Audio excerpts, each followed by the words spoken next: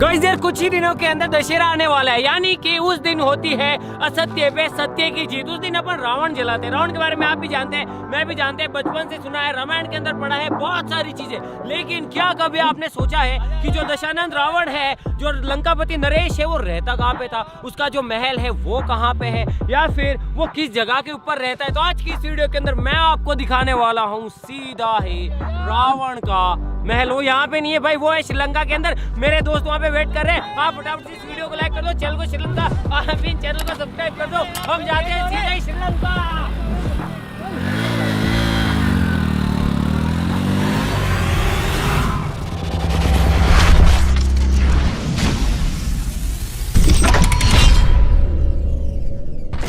Guys यार जहाँ पे हम रहते हैं वहाँ से जो रावण का महल है उसकी दूरी है लगभग 2800 किलोमीटर। लेकिन जिस जगह पे अभी हमें यहाँ से बस कुछ ही कदमों का दूर है जो रावण का महल है वो जगह, और ये जो रास्ता है ये सीधे जाता है रावण के महल को।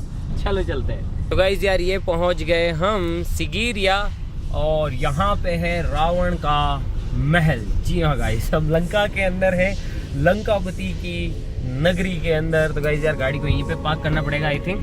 तो गाइस यार ये फाइनली हम आ गए लंका के अंदर। गाइस यार वो जो आप गेट देख रहे हैं वहाँ से इसकी एंट्रेंस है, और ये जो चीज़ आप देख रहे हैं ये देखो, ये महल के चारों तरफ बनाई गई थी। यानी कि इसके अंदर बड़े बड़े मगरमच्छ रहा करते थे, और कोई भी दुश्मन आता था तो उसको यहीं से जाना पड़ता था। वो ऐसे पार करके नहीं जा सकता था, अगर जाता तो मगरमच्छ खा जाते। चलो अब लंका के अंदर चलते हैं, आ जाओ। ये है रावण के महल की एंट्रेंस, आ जाओ।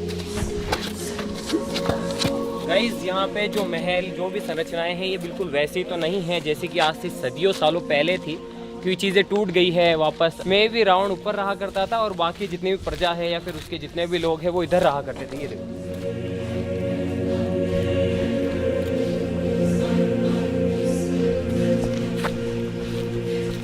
भाई यार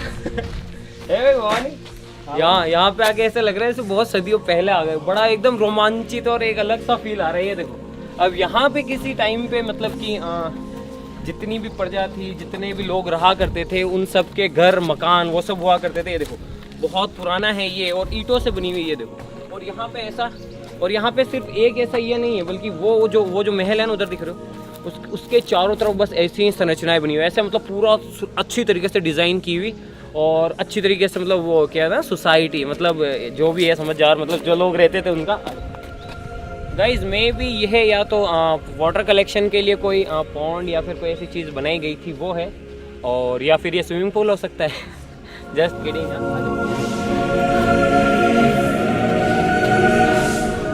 गाइज अब चलते हैं सीधा ही रावण के महल की तरफ, लंकापति नरेश के महल की तरफ। और यार बहुत बड़ी चट्टान है यार ये, और इसके ऊपर कभी आई थिंक महल हुआ करता था। और कहानियाँ ये कहती हैं, यहाँ के लोग ऐसे कहते हैं कि पहले जो है कोई राक्षस हुआ करता था, उस राक्षस ने ही जो है ये चट्टान बनाई थी, और ये चट्टान पहले सोने की हुआ करती थी, ऐसा कहा जाता है। लेकिन जो कुछ भी हो यार, अगर वैसे ना देखा जाए, अगर इस तरीके से देखा जाए तो भी एक चट्टान है इतनी बड़ी। उधर देखो उधर यार पूरी एक ही चट्टान है, बहुत बड़ी। आ जाओ गाइज, ये हम अभी एंटर कर रहे हैं महल के अंदर। आप देख सकते हैं कि कुछ इस तरीके की सीढ़ियाँ थी। मेरे हिसाब से यहीं से दरबार सस्ता होगा। गाइज देख रहे हो, कमाल है यार, सही में कमाल है। ये देखो मतलब इतनी भारी भारी चट्टानों को काट के बनाया गया था यार। ये काम पक्का असुरों का ही होगा, राक्षसों का। कमाल है ना भाई, पूरा साम्राज्य था यार यहाँ पर। तो मैं तो सोच रहा था कोई छोटा सा होगा, कुछ होगा, लेकिन नहीं, सबकी व्यवस्था थी मेरे हिसाब से। राजा इधर रहेंगे, ऊपर इधर मंत्री वगैरह रहेंगे, नीचे प्रजा रहेगी, वैसा कुछ। गाइस ये जो रॉक देख रहे हो ना, अब इसके ऊपर है महल, और इसकी जो ऊंचाई है वो है लगभग 600 फीट के आसपास में। एग्जैक्ट मुझे नहीं पता है, 600 फीट के आसपास में। और ये जितनी भी ऊपर चढ़ने की सीढ़ियाँ हैं, जितने भी रास्ते हैं, ये अभी बनाए जा रहे हैं या फिर बीते कुछ सालों के अंदर बनाए गए थे। जब ये बहुत टाइम पहले इसके ऊपर चढ़ने के लिए ना कोई सीढ़ियाँ थी, ना ही कोई ऐसा रास्ता था। तो अब आप सोचो कि लोग इसके ऊपर कैसे जाते होंगे। मैं भी पुष्पक विमान, जो कि रामायण में जिसका जिक्र मिलता है, पता पड़े बोले रावण से उड़ के आता था, और बाकी सारी प्रजा जो है नीचे रहा करती थी। I don't know. गाइस हम थोड़ा सा और ऊपर आ गए, और अब ये देखो, ये है राक्षस के पंजे। एक इस साइड में है, आ जाओ आ जाओ। एक इस साइड में है, कुछ लोग इससे शेर के पंजे बोलते हैं और कुछ लोग राक्षस के। और बीच के अंदर आप देख सकते हैं कि रास्ता है और इधर की तरफ मेरे हिसाब से बहुत सारी पब्लिक है। तो इधर की साइड के अंदर में भी कोई सभा होती होगी तो प्रजा बैठती होगी। रावण इधर से आता होगा, देखो ऐसे।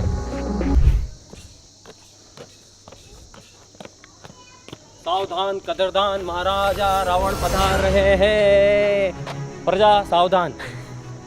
तो मैं भी यार इधर से एंट्री होती होगी और रावण जो है वो ऊपर रहता होगा, इधर से आता होगा। लेकिन सीढ़ियाँ नहीं थी उस टाइम पे। सबसे बड़ी बात ये सीढ़ियाँ ये सारी अभी बनी हैं, उस टाइम पे सीढ़ियाँ नहीं थी तो लोग कैसे जाते होंगे। पुष्पक विमान और भी कुछ हो सकता है आगे। चलो गाइस अब ऊपर चलते हैं। बाकी आप देख सकते हैं कि इसे जो है कुछ लोग इसे लायन स्टेयरकेस भी बोलते हैं।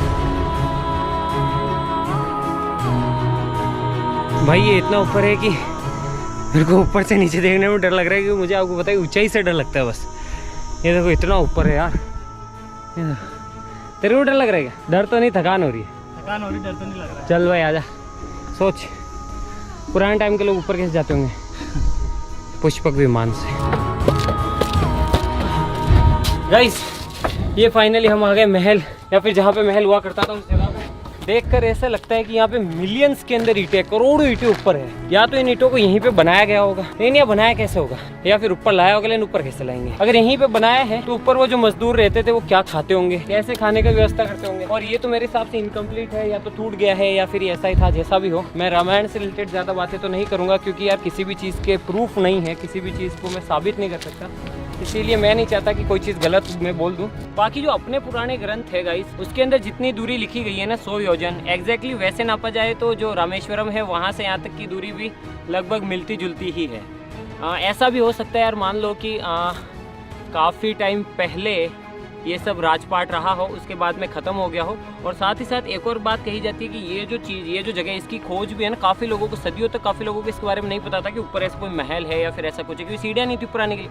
फिर शायद किसी अंग्रेज ने या फिर कोई ऐसे बाहर के आदमी ने बताया कि यहाँ पर ऊपर ऐसी संरचना है, उसके बाद में इसकी खोज की गई और ऊपर जो है ये सीढ़ियाँ वगैरह बनाई गई। तो मे भी हो सकता है कि उसके बाद में खोज हुई, इसलिए इसका नाम लोयन केव रखा है, या फिर लायंस प्ले, मतलब उससे रिलेट किया गया हो।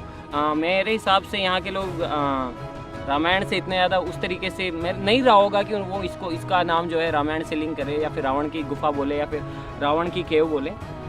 बाकी मैं तो कह सकता हूँ यार कि क्योंकि पूरी श्रीलंका के अंदर इससे खतरनाक जगह नहीं है, तो यही रहा होगा। ऊपर का जो महल है वो तो आई थिंक वो सोने की लंका थी, तो वो तो आई थिंक जल गई थी या फिर उसे नष्ट कर दिया गया था अपने द्वारा। आ जाओ। आई थिंक ये जो स्ट्रक्चर है इसके ऊपर सोने की लंका रही होगी। अब सोने की नहीं बची है, सिर्फ नीचे की नींवें और नीचे का स्ट्रक्चर बचा है। गाइस मैं भी यहाँ पे रावण रहता था। इधर कई विभीषण, कुंभकर्ण और उनके जो और भी भाई थे वो रहते होंगे, क्योंकि ये सबसे बड़ा कमरा है।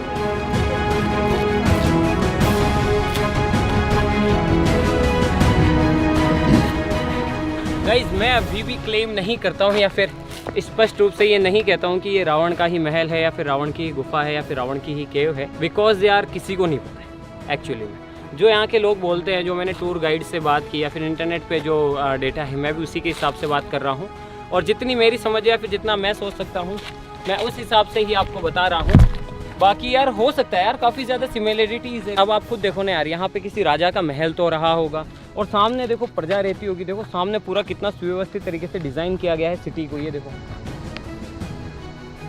खैर जो भी होगा इस, अगर ये रावण की ही लंका है हो ना हो, लेकिन मैं अंदर से बहुत गदगद हूँ। यानी कि बचपन से यार जिन कहानियों के बारे में सुना है, जिस जगह के बारे में सुना है, आज फाइनली मैं उस जगह पे हूँ और देख पा रहा हूँ, आपको भी दिखा पा रहा हूँ। इससे कमाल की बात क्या हो सकती है। और सबसे कमाल की बात यह है कि अगर उस टाइम में कोई अलौकिक शक्ति नहीं थी या फिर उस टाइम में इतनी टेक्नोलॉजी विकसित नहीं थी, तो फिर ये ऊपर इतना बना कैसे ये सब कुछ। और गाइस बस लास्ट में जाते जाते इतना ही कहूँगा यार कि चाहे जो भी हो, भले ये रावण की लंका हो या फिर नहीं हो, चाहे जो भी हो, लेकिन एक बात तो है यार, उस टाइम में जो टेक्नोलॉजी थी, उस टाइम के जो लोग रहा करते थे, वो बहुत दिमाग वाले थे यार। और उनके पास शायद ऐसी कोई टेक्नोलॉजी थी जो कि आज के समय में या तो विलुप्त हो गई है या फिर आज के लोगों को नहीं पता है। क्योंकि यहाँ पे हज़ारों ईंटों को ऊपर पहुँचाया गया है, महल बनाया गया है, ऊपर आने के लिए सीढ़ियाँ नहीं हैं, न जाने किस तरीके से ऊपर चीज़ें लाई गई थी। और ऊपर पानी की व्यवस्था, हर चीज़ की व्यवस्था, खाने पीने के लिए लोग कैसे रहा करते होंगे, ये अपने आप में सोचने वाली बात है।